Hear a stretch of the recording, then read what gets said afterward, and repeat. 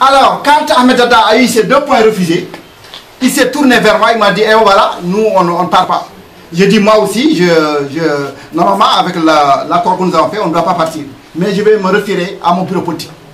Je suis venu au bureau politique ici, je leur ai dit, voilà, Aziz a accepté tous les points, mais il a refusé les 2 points d'Ahmed. Et comme nous avions signé avec Ahmed et les autres, que s'il y a un point qui n'est pas accepté, on ne doit pas partir, donc on ne doit pas partir. Il y a certains qui ont dit non, président, non, c'est pas parce qu'il a refusé les points d'Ahmed qu'on ne doit pas partir. Il a accepté notre point, donc on doit partir. Alors certains ont dit oui, mais le président a pris un engagement que si un point n'est pas accepté, on ne parle pas. Ça a créé la crise que vous connaissez au sein de la JDMR. C'est ça qui a amené certains membres du bureau politique à dire qu'Ibrahima Sarr, il suit Ahmed Dada.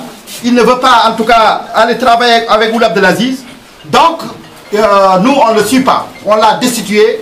Il n'est plus notre président. Et vous connaissez la suite. Ce n'est pas la peine que je revienne sur cet incident que vous connaissez très bien. Les gens qui avaient, en tout cas, à l'époque, cherché à casser le parti. Donc, c'était à cause de ça. Alors, après cela, Aziz organise les états généraux. Mais comme Ahmed Dada a vu que les chances pour lui de venir à la présidence étaient minces, parce qu'Aziz veut lui-même être candidat, il a commencé lui aussi à prendre ses distances vis-à-vis, n'est-ce pas, de Ould Abdelaziz. Il a rejoint les gens du FNDD qui étaient partis, n'est-ce pas, pour faire la fronde contre le président. Il y a eu naturellement les accords de Dakar qui ont en tout cas réussi à désamorcer la crise pour essayer d'amener les gens à aller ensemble. Mais, entre-temps, Aziz a voulu organiser les élections. Si vous vous souvenez très bien, nous avons dit que nous sommes partie prenante de ces élections. Quand nous avons été dans ces élections, il y a beaucoup de gens, qui n'étaient pas d'accord, qui estimaient que notre position dans ces élections était indéfendable et qu'il fallait être de leur côté. Vous vous souvenez très bien de Lo Gourmaud qui avait à l'époque dit les candidatures de Sarr et de Kane sont une honte. Ça, c'était à l'époque. Et quand ils sont partis, comme je l'avais prévu dans la déclaration 402, il a fallu que Abdoulaye Wade vienne ici pour régler les problèmes de la politique. Alors quand ils sont mis d'accord, mais entre-temps, nous, on avait déjà engagé les élections. On était déjà dans le parcours des élections. La communauté internationale, en l'occurrence les Nations Unies, par le biais du ministre des Affaires étrangères du Sénégal, Cheikh Tidiane Gadio, est venu ici, à Nouakchott. Il nous a rencontrés. Il restait à peu près 2 jours pour la clôture, n'est-ce pas, de la campagne électorale. Il est venu me demander, il nous demandait à nous tous une question de candidat. Il y avait Kane Hamid Baba, il y avait Sakhir Mbarek et moi-même, pour nous demander d'arrêter notre campagne, pour permettre aux gens qui sont actuellement en négociation à Dakar de s'entendre. Les 2 autres, Kane Hamid Baba et Sakhir Mbarek, ont refusé. Moi, j'ai accepté d'arrêter ma campagne, pour permettre aux gens de Dakar de s'entendre. Mais quand ils se sont entendus, ils sont entendus sur notre dos. Ils sont entendus sur notre dos. Ils n'ont pas tenu compte des candidats qui étaient en liste déjà avec Ould Abdelaziz. Abdelaziz a traité avec eux, ils ont partagé tous les postes, ils ont tout pris ensemble, il leur a donné tout ce qu'ils avaient demandé et nous, ils les ont oubliés. Même l'argent qu'on avait dépensé à l'époque pour notre campagne ne vont même pas pu être remboursés. Et il a fallu reprendre les élections. Nous sommes repartis sur le terrain, nous ici à la JDMR, on n'avait même pas reçu pour faire le truc. À l'époque, je faisais ma campagne avec ma petite voiture rouge. J'allais, n'est-ce pas, soit à la plage des pêcheurs ou bien dans les kebabs pour monter dessus et faire mon meeting. Alors c'est dans ces conditions qu'on a été à ces élections de 2009. Et vous connaissez les résultats. Aziz est passé au premier tour. Il est passé au premier tour, il les a tous écrasés. Alors qu'il leur avait demandé tout ce qu'ils avaient demandé. Il leur avait donné tout ce qu'ils avaient demandé. À partir de ce moment, la crise a continué avec eux. Aziz s'est installé. Au début, ils ont dit qu'ils le reconnaissent.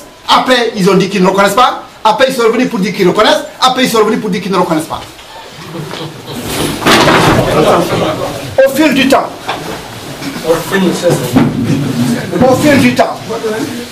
la JDMR a fait une analyse.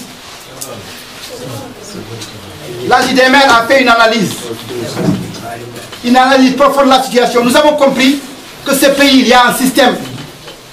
Ce système, il dirige ce pays, mais le régime qui est en place n'est qu'une émanation de ce système.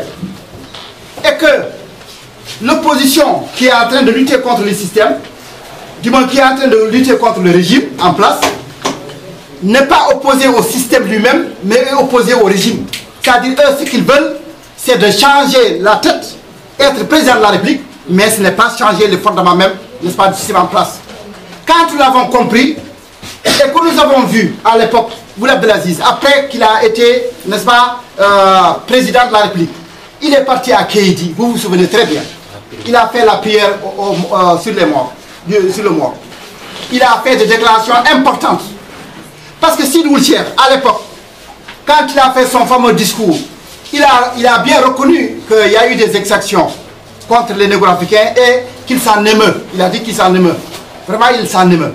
Mais il n'a pas dit que l'État était responsable. Sid Woulchier n'avait pas dit que l'État était responsable de ce qui s'est passé.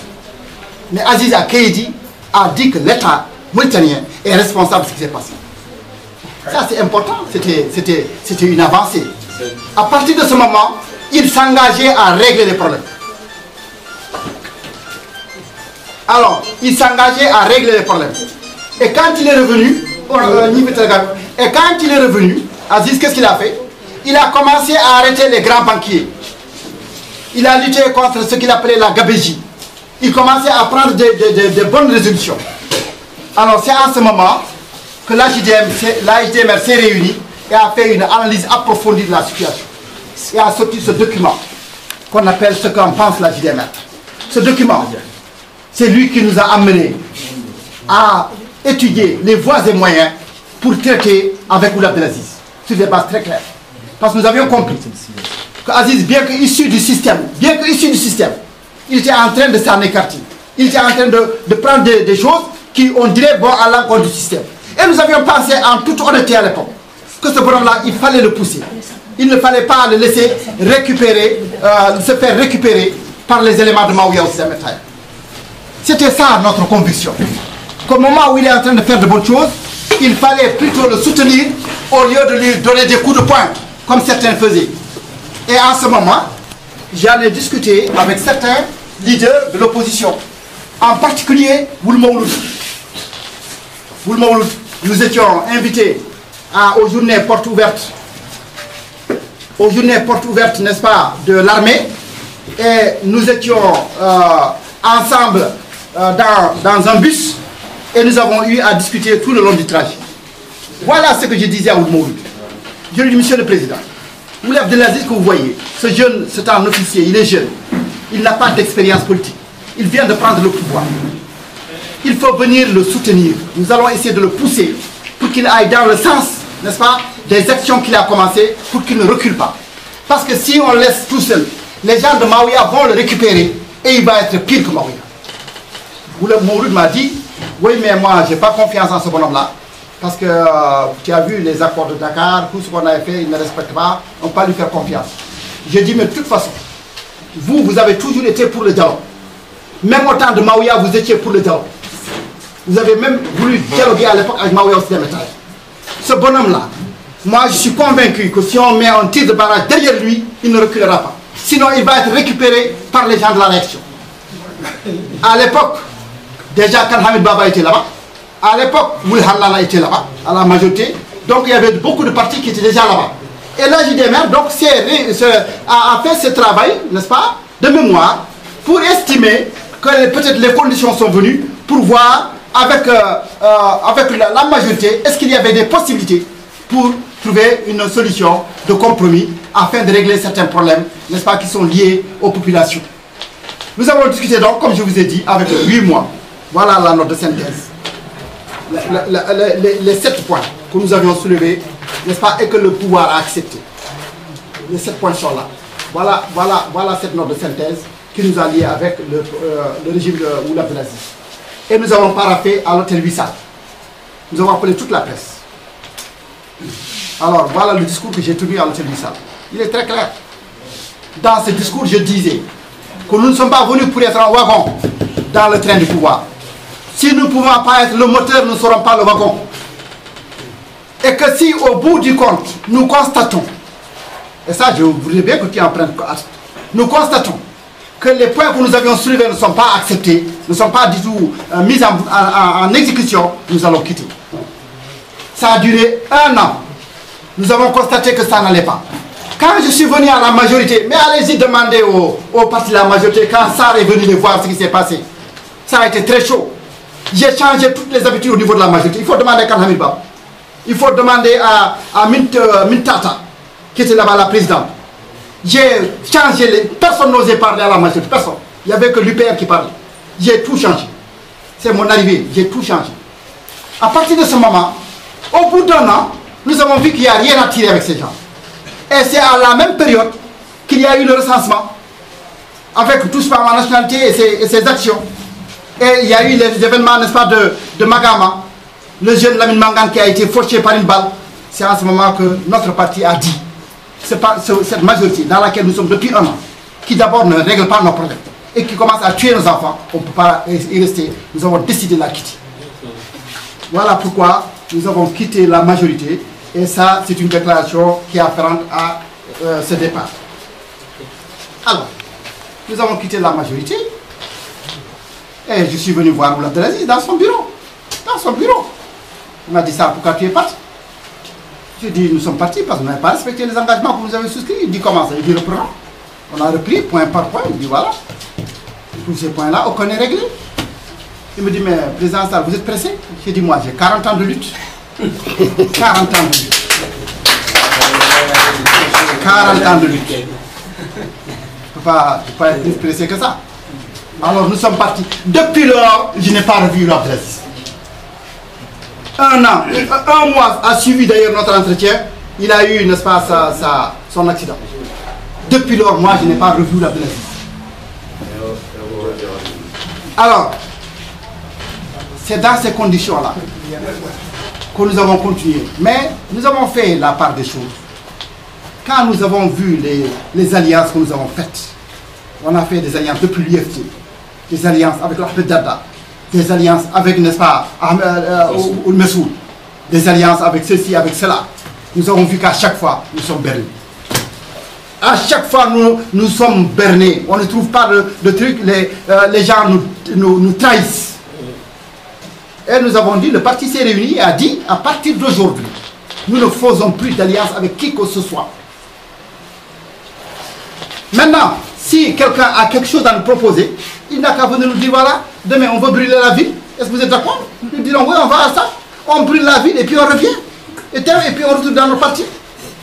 Mais venir se mettre dans des alliances qui vont vous phagocyter, nous allons boycotter, nous allons aux élections, ça c'est fini ça. La JDMR a pris cette responsabilité depuis lors et n'en démord pas jusqu'à aujourd'hui. C'est pourquoi donc, nous ne rentrons pas dans les coalitions. Et à partir de ce moment, nous avons dit que puisque nous savons que le système est bloqué, puisque nous savons que ce n'est pas par les élections qu'on va régler les problèmes, puisque nous savons que ce n'est pas les députés là qui vont régler les problèmes, puisque nous savons que ce n'est pas les marches dans les rues là qui vont régler les problèmes, puisque nous savons tout cela, nous savons simplement que le système va être secoué parce qu'il est arrivé à un terme où les contradictions sont devenues antagoniques. Parce qu'au niveau du système, les tenants du système sont dans des contradictions antagoniques. Et il ne peut y avoir qu'une cassure. On ne souhaite pas du mal à la Mauritanie. Mais je ne vois pas d'autre solution parce qu'ils n'ont pas été intelligents. S'ils avaient été intelligents comme les Sud-Africains. Les Sud-Africains, qu'est-ce qu'ils ont fait? Les Blancs Sud-Africains ont l'essentiel de l'économie du pays. Les Noirs forment la majorité du pays. Les Blancs Sud-Africains ont été conseillés par les Américains, les Français et les autres Européens. Et eux-mêmes, ils se sont retrouvés entre eux. Ils ont dit, si nous voulons la survie pour nos petits-enfants, il faut qu'on trouve une solution à ce problème d'apartheid. Ça ne peut pas durer. Alors, qu'est-ce qu'il faut faire? Nous allons essayer de négocier avec les Noirs pour pouvoir préserver les acquis économiques que nous avons. Et ils ont par la suite rencontré un leader hors pair, quelqu'un d'exceptionnel, Nelson Mandela, qui a compris effectivement cela. Nelson Mandela a discuté avec les hommes d'affaires sud-africains pendant qu'il était en prison. Il a discuté avec eux. Je vais laisser vos entreprises fonctionner. Je ne vais pas toucher à votre économie. mais céder le pouvoir, n'est-ce pas, à la majorité noire. C'est ce qu'ils ont fait, avec l'appui de la communauté internationale. Et les hommes blancs sud-africains qui ont compris le sens de l'histoire, les De Klerk et les autres, ils ont fait des réunions entre eux pour décider qu'on va arrêter l'apartheid. C'est pourquoi moi je dis toujours que les morts blancs là, pourquoi vous ne vous réunissez pas pour décider d'arrêter l'oppression en Mauritanie? Mais tant que les morts blancs ne se réunissent pas entre eux, qu'ils décident de mettre fin à cette oppression, on ne va nulle part, il ne faut pas vous tromper. Et c'est pourquoi quand je vois des gens comme Woul Boubacar, aujourd'hui, je ne fais qu'applaudir, parce que ça commence. Mais avant lui, il y avait d'autres. Il y avait d'autres que vous connaissez. Nous avons connu les jeunes du MDI, nous avons connu des gens comme Habot, député d'Éric. Nous avons connu, n'est-ce pas, des avocats comme Maître Ebeti. Nous connaissons beaucoup de morts qui, en tout cas, depuis toujours, ont eu le seul langage pour qu'il y ait une Mauritanie plurielle où tous les droits sont respectés. Mais il faut que ça aille plus loin.